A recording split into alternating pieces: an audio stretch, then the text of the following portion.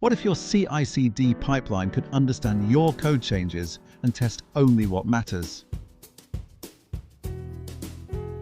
No scripts, no flaky suites, no manual QA triage. Meet O2, and it's now live on the GitHub Marketplace. Let me show you what this looks like in practice.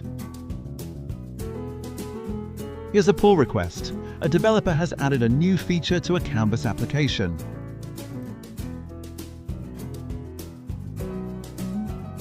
In the repo, we've added a simple GitHub Actions workflow that triggers O2 on every pull request. One action, you tell it the head branch, the base, your environment, and O2 takes over. First, O2 reads the diff. It sees exactly which files changed between the feature branch and main. Then it maps the impact. It traces those file changes to the actual user flows they affect.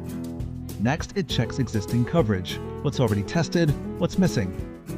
O2 generates the missing tests automatically, plain English, no scripts. And then it runs everything, headless and autonomous. Results archived, session complete, all scoped to what actually changed. Here's why this matters.